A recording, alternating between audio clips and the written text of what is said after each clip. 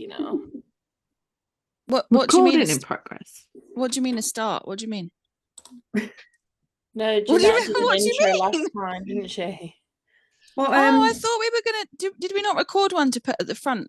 no, I every mean, time? like, how do you want me to go in with the fitness, but fatness? Hard. Gently, please. Hard. Oh, Wrong start. Okay. all right. Calm down, people. Save some for later. Come on. I will start by saying that the people that I work with who are in fat bodies, they often bring this topic up because although they see progress in their fitness, like, you know, they're lifting heavier weights, they can run a bit further, they're finding things easier, they still have this little evil worm in the back of their mind that tells them, but they can't be fit because they're still fat. So I have to look this up quite a lot and give them that firm evidence that I can happily say, yes, you can. So in this podcast episode, we are talking about the fit but fat paradox. Firstly, would like to dissect the name paradox because that winds me up, because they're saying these two things can't happen together. It's a paradox. Yeah. So that annoys me, first of all. But has anyone got any questions so far? Why is it the thin bringing this up? Good point, Jeanette. I can answer that one for you. Doing the research. Because she reads the research and I don't. That's one answer. Also, she's got so much thin privilege, you know. Yeah.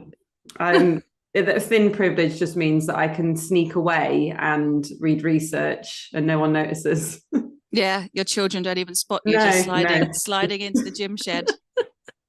Just turn to one side and you're gone. Yeah. No chance. I can't go anywhere without my kids spotting me. Well, I will tell you the answer to that. Jeanette was supposed to be leading this session with research, but she didn't do it. I didn't Shots do it. fired. I didn't do it. She didn't do it. So That's under the bus. Whoa. Whoa. Have I not had enough to deal with? Yeah. I will put you on blast publicly about that. Thank you. Please do. So Jeanette Rachel's sweating in the corner right now. Jeanette will lead another episode. And because I'd already done this, I've already read this research a couple of times over, I became the savior. Yeah, just for clarification, guys, we aren't a bunch of thicko fats that are like, yeah, let the thin lead at all times. No. I am. I can't be asked. I can't be asked. I've got enough to deal with. Let her get on with it. Seriously. I can't be asked, but we just let the dirty little thin do the legwork, essentially. Exactly. We have to let the token thin do something. Come on. Yeah. It's true. Yeah. I need to do something for this group. It's true. Yeah. Yeah. Come on then, Amy. Down. Well, the what I did recently was read all this research again to make a webinar that no one wanted to watch because it was 30 minutes long, that covers this last 15 years of research, because this is not a new thing. I think it hit social media possibly a couple of years ago, because there was, I remember quite distinctly, a lot of those typical fitness people who swear a lot, not me, who swear a lot, who are not me, who were cherry picking little bits of data from research to say, no, you can't be fat and fit. You still have to lose weight. So there was a lot of back and forth between communities, you know, people who just love going on about weight loss and making everyone do it, and groups who are trying to push for a little bit, you know, more weight inclusivity in different spaces. And there was a lot of arguing. But it's always good to have a look at the science yourself and see what is it all about. And actually, there is way more data that suggests you can be fat and fit than the other way around. So up yours. guys. Right. Basically. And that's the podcast done. Yeah. The end. We'll start with that. Peace. Yeah. Nice to see you all. But it's always good to ask questions about that research. So I'll tell you what the main criticisms of that body of research is. So bits of evidence that say, yes, you can be fat and fit. The general pick aparts will all make you completely roll your eyes, because they all talk about how it's only from observational data, and Jeanette will instantly be like, I know where you're going with this. So yeah. It's all from observational data, and they say, well, we can't establish any cause and effect. But guess what else is mostly observational data? Anyone hazard a guess? All the data on being fat being awful for you, I'm guessing. Yeah. All the research which concludes that A, weight loss is the best, and B, that fat is bad. That is mostly a lot of observational research there that doesn't have any cause and effect as well. So it's almost like they're trying to hold this body of evidence to a higher standard than they hold the other research, which is not fair at all. There was also a really large study that a lot of people use to prove that you can't be fat and fit. And it was, they'd used data from an insurance company. So an insurance company who do health insurance, they have like questionnaires. So it was in Spain. So the questionnaire would obviously say, what's your BMI? How much physical activity do you do? So it was all self-reported things, which can be subject to a lot of bias. And again, which we know is absolutely stellar data and definitely doesn't have any errors in. Well, exactly. So like, even as someone who does fitness for a job, if somebody said, do you meet the physical activity guidelines? I wouldn't know off the top of my head. I'd have to go and have a real serious look and maybe do a bit of like PT. yeah. Sorry, excuse me. Was that a sneeze? What happened there? No, she called me a shit PT because I don't know if I do the exercise guidelines. Oh, okay. I was going to say, don't worry, babe, we can cut that out. But it was okay. Sorry, I missed it. No, it was pure salt just being thrown. Yeah. You got to take it. Yeah. You're the thin. You got to take it. I need. Right. Sorry. Back on track. It's really difficult to even remember what I was saying in this scenario. Which you brought me start, and we're Can you not just use your privilege? Like, just pluck some privilege and be like super hearing. Yeah, that's how it works. Use it as a magical power. Yeah. So there was the study that they used to say you can't be fat and fit. They used data from an insurance company, which was all self-reported. So people would have given their own BMIs. They would have given their own take on how much physical activity they'd done. And it was an observational study. So that means it just gives you that one snapshot in time. So somebody could be really active, but they've only just started. So they're not yet seeing those health benefits. And then also the opposite could be true. So the graph I saw it on a few different people's social media posts. That's just one day for like one person in all of those, in those graphs, which they got the data from. And was that person called Angus? Yeah. There was no Savoy tea in this instance. Well, so they said on their self-reporting. I mean, if I go to the doctor and they say, how many units of alcohol are you drinking a week? Am I being truthful? No, I am not. No. So, I mean, this is for insurance, right? If they say, even more reason to lie. Yeah, exactly. They're not going to admit to the Savoy and the tea. They're not. And that is exactly right. So because exercise is put on this pedestal, if you're on an insurance call and you're being asked your details, you're more likely to say that you do more exercise and you do. Run a half marathon every day. Exactly. And I think that's probably more true for people who are lower weight, whereas somebody in a bigger body would go, well, no one would expect me to be doing exercise, so I'll just say that I'm not doing any, because you why fight the stereotype that exists. You'll just go, they won't just know as soon as they've taken your weight that they're just not really going to be interested in anything else. Yeah. And they're even not going if to believe it. You probably say, I do loads of exercise, and they just tick, nope, doesn't do. Yeah. Doesn't do any, because that's the sort of they just tick one box that says fatty, and then the rest of it just immediately voids and just jumps to the higher end premium. Yeah, I've had that in a GP's consultancy before, though, where they've asked me about my eating habits, and I've said, you know what, I'm really comfortable with my diet. I get enough nutrients in, like I'm fine. I'm really happy with my eating. I'm not worried about it. And they still at the end of it handed me a fucking I can't remember which diet company it was, but it was some sort of Slimming World company. Slimming World, yeah. Yeah, I think it might have even been actual Slimming World. But yeah, they were like, here we go. And basically said that I should be put on some sort of program, because clearly if I, a fatty, was very comfortable with how I was eating and my eating habits. Yeah, exactly. Not a chance. This person is an idiot, doesn't know what they're talking about, because otherwise they wouldn't be fat, surely. This bitch clearly is not starving themselves quite enough. And I believe that myself. Too many Saveloites. Yeah. But that's why I specifically mentioned nutrients as well. I was like, I'm getting enough nutrients. That's all I need to focus on. I'm happy. I'm A-okay, Wasn't enough. Wasn't enough. Conflating nutrition and weight loss.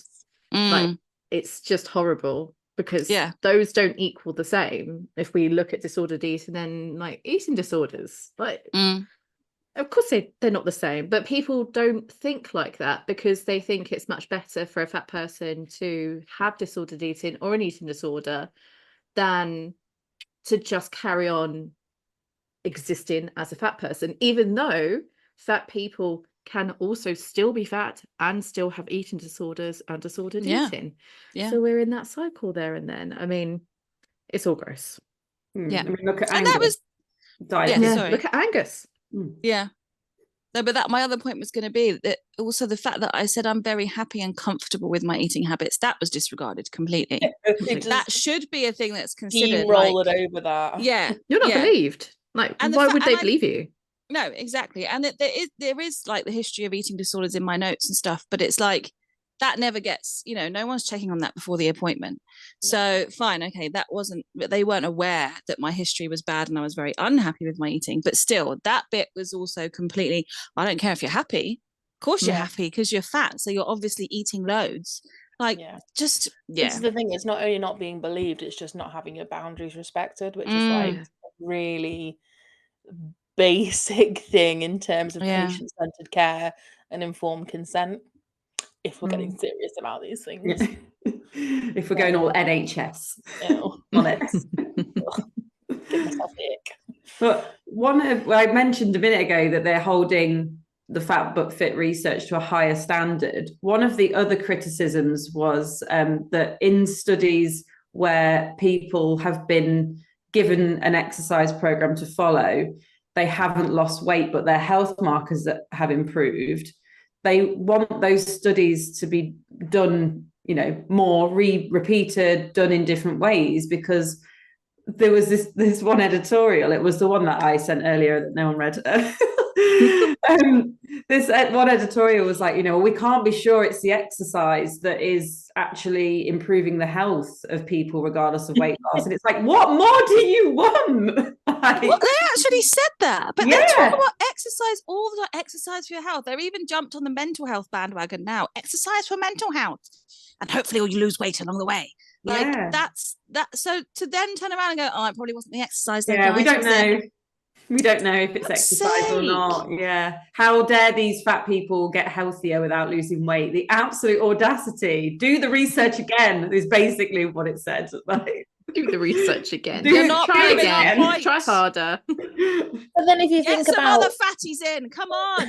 If you think about the research into intentional weight loss and the, in my opinion, much more valid criticisms of there being a lack of causation versus correlation, whereas here they're using the same kind of arguments with a lot more of a shaky foundation to them, because there's a lot more, you know, strength behind the suggestion that, oh, well, you know, the only thing majorly that changed that we recorded was this. And yeah, it's just the hypocrisy is astounding.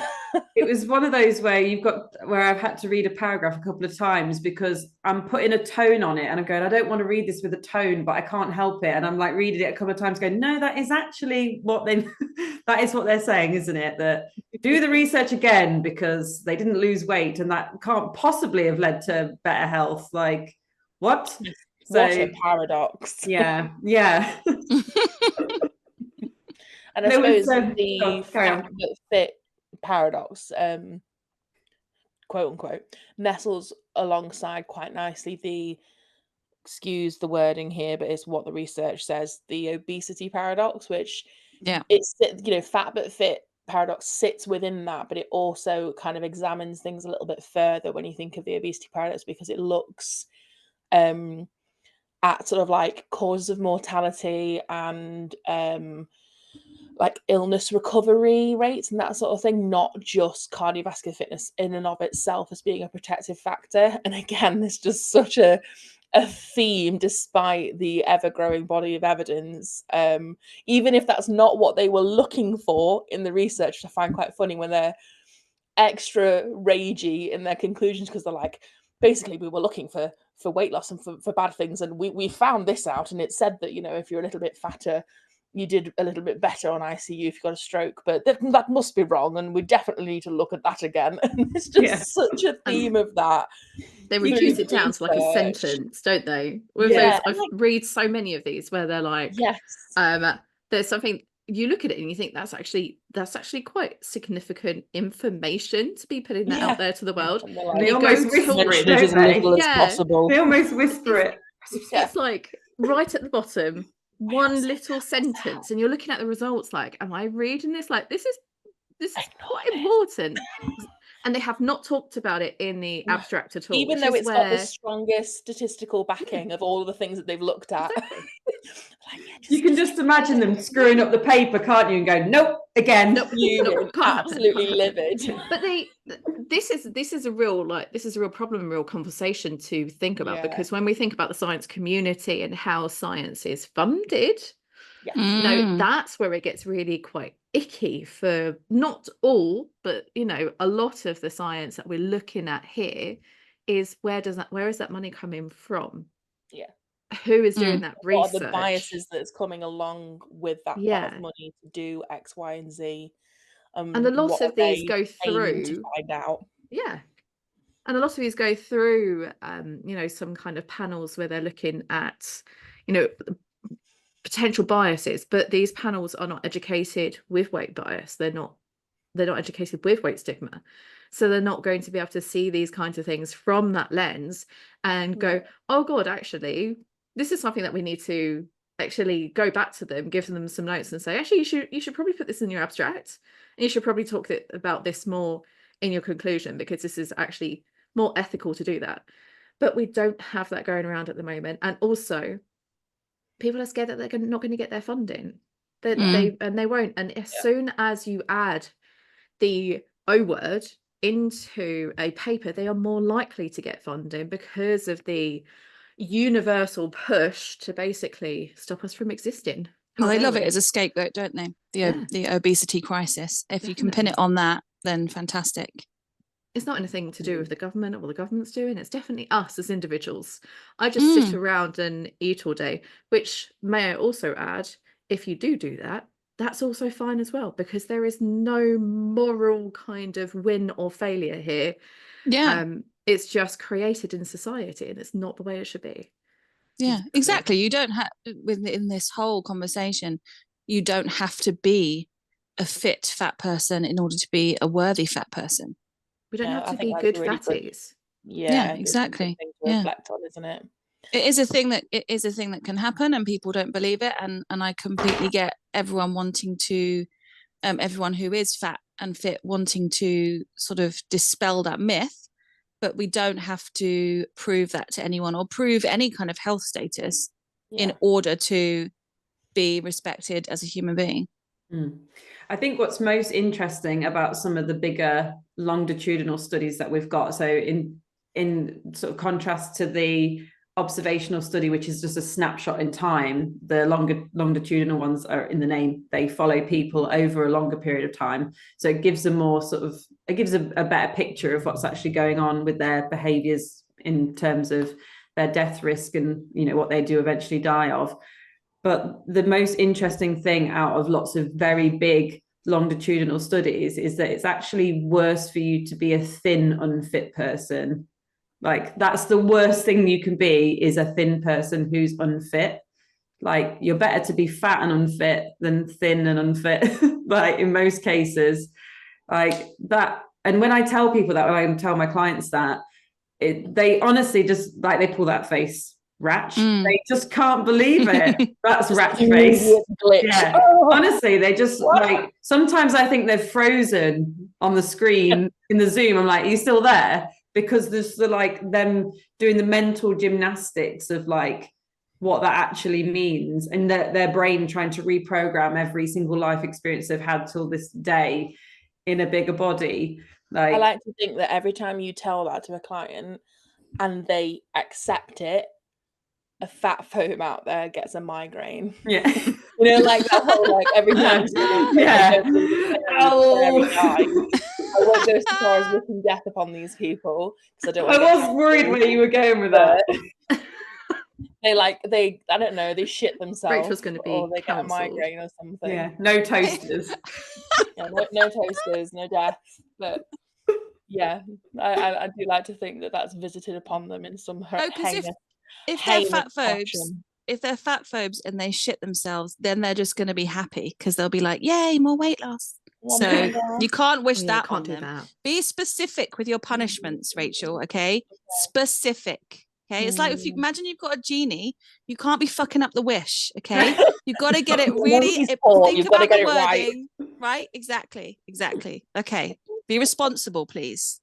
Would you like to re-wish what's going to happen to the fat phobes when? Yeah, I feel under pressure now. Okay. Migraine. That was my initial one, right? I mean, migraines are pretty bad, so yeah, pretty savage. Can confirm.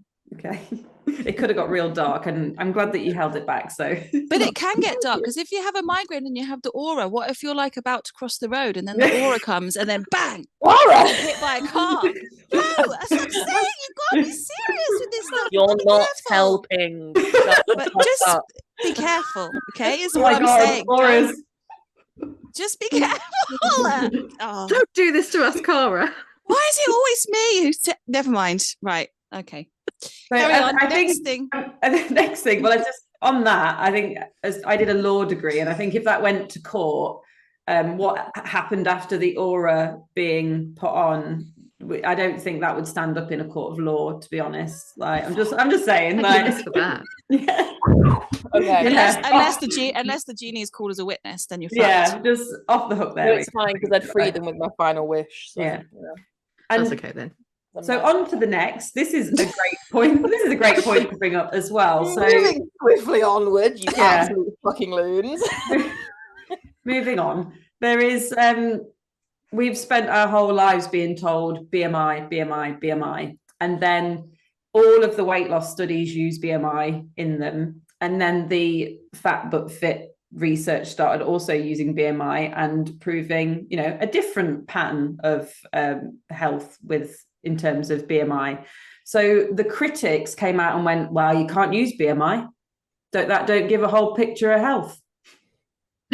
No. After relying on it for virtually everything. Yeah. Once again. Yeah. It said, no, don't listen to that. We can't use BMI because outcome measure with plenty of holes to pick in it, actually. So yeah, that is where they went. They were like, well, can't use BMI. Don't tell us everything. So the Fat But Fit research responded. I feel like this was like almost like a turf battle going on here.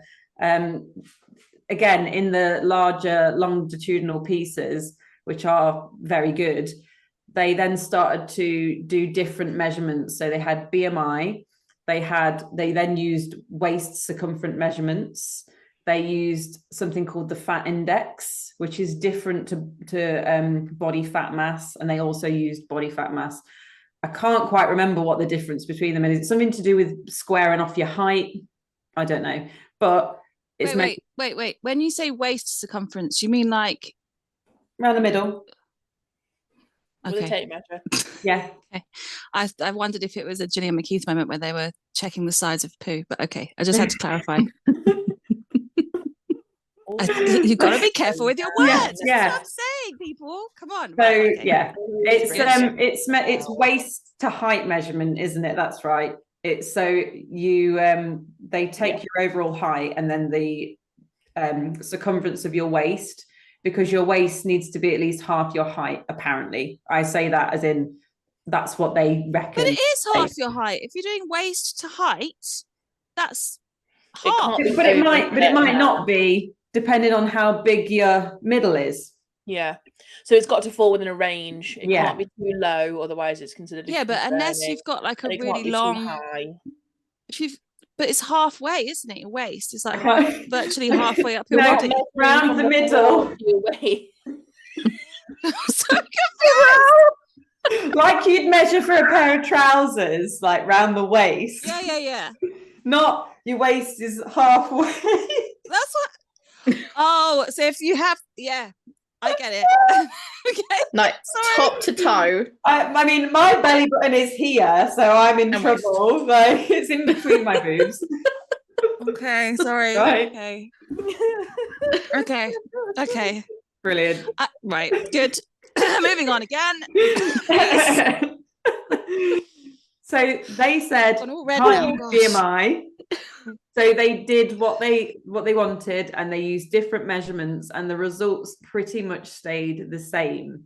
So again, shock horror. The mystery continues. Yes. We do need more research, just like with anything. You don't stop researching it. And over the last couple of years, what's been really great is they've started to take this into different areas. So looking at the effect on like bone health and what muscular power means for people's health, and they've started to take it into different populations, so specifically looking at elderly populations or people who have got specific health conditions. And there's been some really interesting data about if you've already got cardiovascular disease or diabetes, it can be really bad for you if you then lose weight.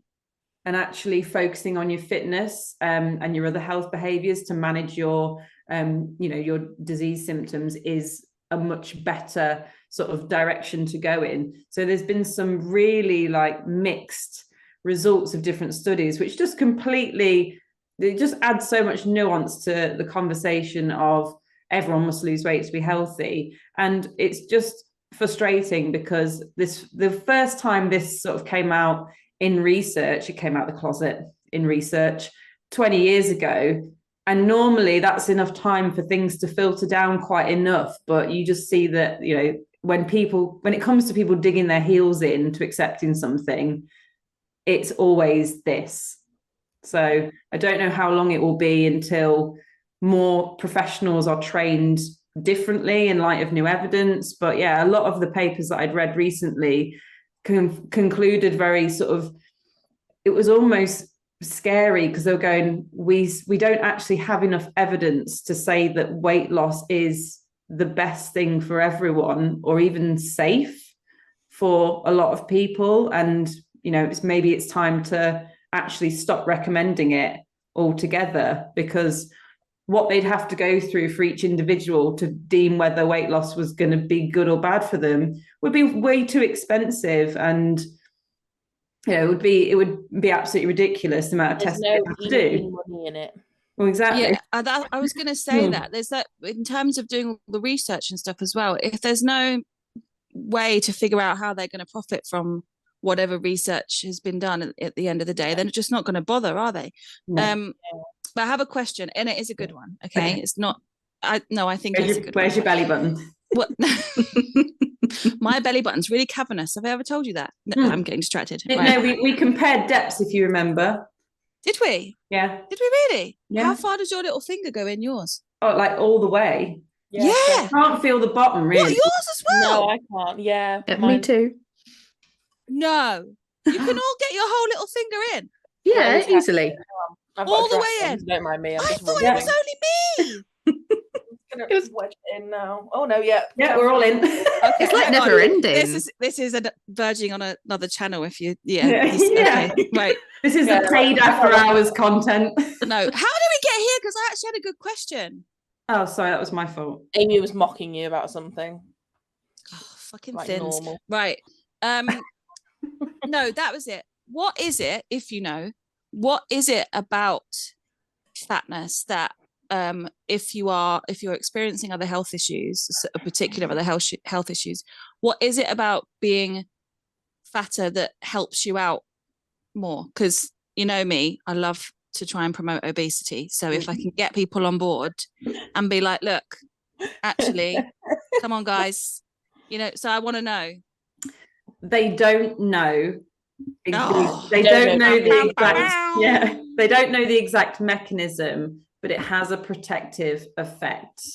And certain diseases you actually have better long-term outcomes if you are fatter than the thin people in. Is it just energy stores then? Is it to do with that? They posit with a fair level of confidence when it comes to like prolonged ICU stays with serious assaults upon the body from life-threatening events, different types of conditions such as stroke, such as like a severe pneumonia, that kind of thing.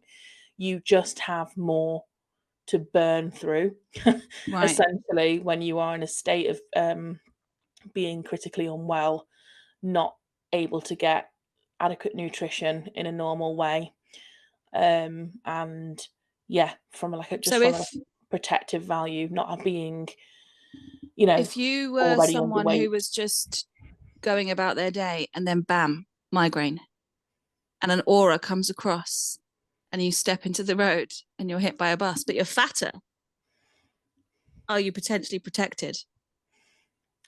I mean, potentially. It's worth thinking about. It's worth thinking about. I mean, when we have a look at the research with elderly people as well, not auras, but elderly people. It is called an aura, isn't it? Yeah. Okay, but if we look at elderly people, floaty, colourful thing that people say when they're that's what I was getting confused. I don't know. It's the same word, autumn. Yeah. We're voguing, by the way. You can't hear, you can't see that. We're voguing. Go to YouTube and then you get to see the visuals. Little promo there. See, sneak that in. Yes, I like it. I'm trying to talk about old people though. Sorry, Jeanette, we railroaded your important point. Yes, sorry. Right, but that's what happened to me. Do you see what I mean? You lot are devils, right? Come on, come on, Jeanette. I'm listening. I'm at school. I'm ready. Go. You ready? You ready now? Do I have to get my teacher voice out? Yes, please. Yes, please. Stop! Don't threaten me with a good time. Let's go. Stop it. Okay, old people. You wait until I tie my hair up. No, I'm not going to do that. I'm sweating now. So old. You've got 3 thirsty buys. Yeah, it's true. It's true. The token straight is in danger. I should run. You won't though, because fat but fit. I'll get my steps in. Oh yeah. But no, the goal is to stay fat now, so you're healthy from when Rach gets a genie on you, and wishes you ill, and then you'll be all right if you're fat. Right. Okay. Got to stay fat. Back to your point. Okay. Let's focus. Because you asked this question, I'm going to answer. Can you be fat and focus? Answer. Probably not. Right. No, probably not. Go. Not when we're full of neurodivergence like ADHD, autism. This is such a chaotic thing when I was like, this is the ND coming through here. And you just said it for me. Right. Okay, old people. You want to be fat and old. What about old people? Where did that come from? You want to be fat Listen, Cara. Like elderly. Sorry, elderly and okay. Fat. We're back to that. Elderly and fat. We've got to be elderly and fat. There's a lot of research to show that actually you will not only live longer. And here's the thing that we're forgetting in so much research right now, and so much research and so many diets out there are now talking about longevity. Trying to live as long as like physically possible. It's not just about the whole anti-aging thing anymore. It's I want to look as youthful as possible, but I also want to live as long as possible.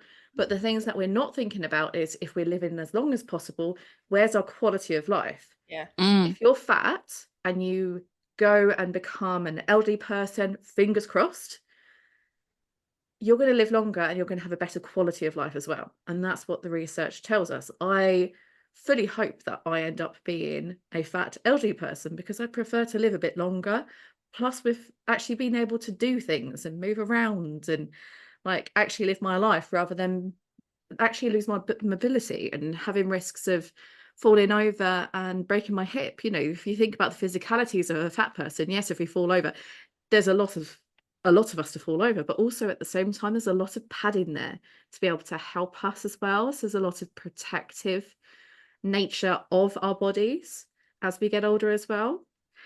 So yeah, it's never as simple as and I think that's the thing that all this research shows, isn't it? It's the thing that really annoys me when we've got all these weight loss people and weight loss coaches being like, you've got to be the healthiest version of you and I'm going to show you how you're going to be transformed. Here's my before and afters. Nothing is as simple as that. None of the research, no research out there shows us that this is just simple. Exactly. Lose weight and you're going to be fine. Lose weight, you're going to live longer. Lose weight, you're going to be definitely healthy, you know. And all of that feeds into ableism, healthism, you know, it's already capitalism. All of these things it feeds into. And well, I was going to say as well, like the quality of life thing, you know, regardless of age and the fact that okay, when you're older, mobility might be easier if you're fatter, and you know, when you're at another stage of life, if you have some sort of health crisis, you might be better off if you're fatter. So you could argue, you know, quality of life in those senses is better if you're fatter, but then you're not taking into consideration things like discrimination that have a massive negative impact. And anything really that can impact, you know, mental health can then trickle down into physical health. And fat people are at more risk there because of the fat phobia and anti-fatness in society. But, you know, there's not many studies on that because it's not profitable either. It's just or are there? Is Amy going to tell me? Yes, there are studies. I have read them. Would you like to listen to my 30-minute webinar on this subject? I'm a fucking nerd. Not specifically, but they have done so like loneliness and social isolation and things like that, and those can be two outcomes of being discriminated against. So while it hasn't been sort of addressed specifically from a fat lens, it has been done in a more broader sense. A real gap in the research, isn't it, in terms of the impacts of societal and cultural weight stigma. Yeah, but then the message there is also with a even positive lens as well, not with like a negative bias going into it as well. That's what I was going to say. Even within, so there's research there, but even within that, there's always that pressure on the individual to improve that. And one of the suggestions will always be like, you know, and how many of us had it growing up? Like, if you don't want to get bullied for being fat, don't be fat. Go on a diet. You know, it's like you're responsible for feeling bad because you haven't made every effort. Yeah, exactly. Have you tried fitting into all of these social norms? Please try harder. You know, well, we are burdens on society and the NHS. So why haven't we tried harder, guys? Absolutely. Each one of us are costing hundreds of thousands. Nothing to do with the fact that when I walked out onto that street and was hit by an aura and then hit by a bus, I was told to go away and lose weight. That is what happened. And therefore, my broken bones and broken body And I had to keep going back to the NHS and saying, fix me, and they wouldn't do it. And it was nothing to do with my obese body putting a burden on the NHS. It was the fact they told me to fuck off and lose weight in the first place. But eventually got worse. It amputated, so you lost the weight just via a leg rather than just a general shedding of a few pounds. So it's fine. Well, it's weight loss. Hashtag positive outcome. Transformation. Really. Gosh. Are we done? Like, do we have any more questions? Have we got any more tangents, auras, broken bones? Like, we know that there's. I've always got a tangent. I've always got a tangent. Would you like? I will say this, and this is something that I end conversations with clients with: is if fitness behaviours are of interest to you, you absolutely can be fit and fat, but you don't have to be. And you don't have to perform anyone else's version of what fit looks like. So I've got a lot of clients who they don't really enjoy cardio, so they stick to more lifting weights and then doing long walks and vice versa. So we always just find the movement that, you know, they feel is most meaningful to them, whether it's exercises that help with gardening or, you know, whatever. So if you are interested in moving your body, it's great to do. That is like the bottom line, and a little bit goes a long way. Yeah. Nice. So you can be fat and fit if you want to, but you don't have to be a good fatty about it. No. Yeah. No. Sounds good to me. No expectation either way. Yeah, and that's the thing that when we have these conversations is the most, I think, is the most important thing to push back, is the not just the expectation that just because you can be fit and fat that you have to be in order to prove you're worthwhile, and also that you can't tell a single thing about someone's health by looking at them, so just fuck off. Yeah. Mind your own business. And nobody owes anyone else health. No, absolutely not. No. Boom. And health doesn't have a look. That's another one. But I mean, I think Amy just said that and I said it in a different way. I forgive Maybe. you. Thanks. I feel an aura coming on. Yeah. Forgive me. I do after this episode, definitely.